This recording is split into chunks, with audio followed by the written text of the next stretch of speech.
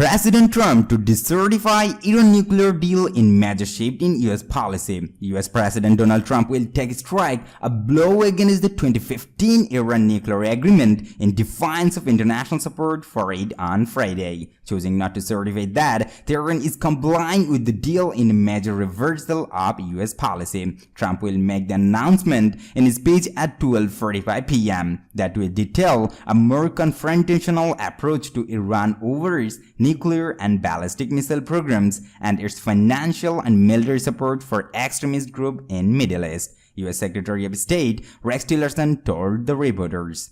Trump will also give the U.S. Treasury Department broad authority to impose economic sanctions against people and entities in Iranian military, the Iranian Revolutionary Guard, in response to what Washington calls its efforts to destabilize and undermine its opponents in the Middle East. Trump's decision to decertify the nuclear deal will not withdraw the United States from the agreement, which was negotiated by the United States and other world powers during the administration of former President Barack Obama. Trump will attempt to persuade the U.S. Congress to approve some separate measures to toughen U.S. policy toward Iran. Tillerson acknowledged the strategy may not work.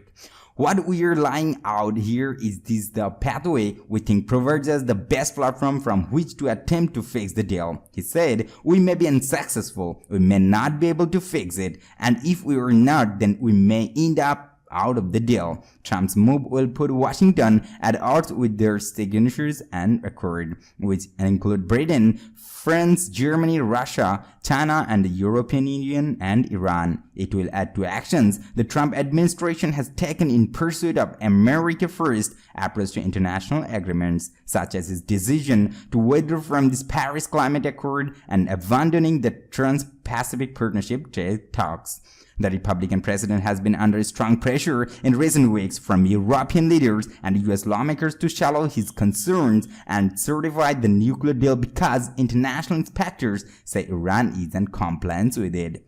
European officials have categorically ruled out recognizing the deal, but have said that they share Trump's concerns over Iran's destabilizing influence in the Middle East. Worst deal ever. The threat of new action from Washington has promoted a public display of unity from the rebel faction among Iran's rulers. Trump, who took office in January, had reluctantly certified the deal twice before and has repeatedly blasted the agreement as the worst deal ever and an embarrassment. His decision will set in motion a 60-day countdown for U.S. Congress to decide whether to reimpose U.S. economic sanctions to Iran that were suspended under the agreement. If Congress reimposed the sanction, the United States would then be in a violation of the terms of the nuclear deal and it would likely fall apart. If Congress does nothing, the deal remains in place.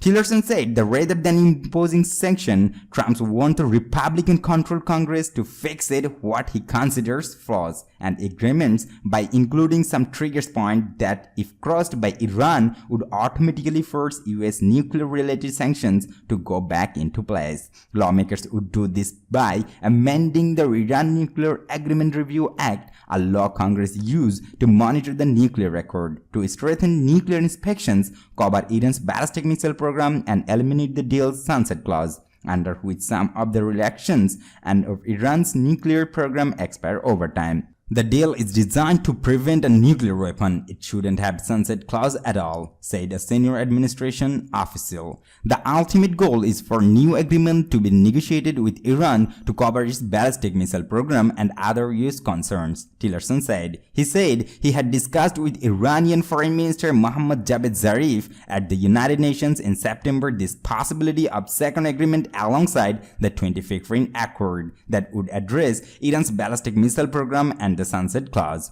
I indicate this to Foreign Minister Zarif when we saw each other on the margins of the UN. I don't want to suggest to you that we give that a high chance of success, but there is an openness to talk about it, Tillerson said. For more news update, please subscribe.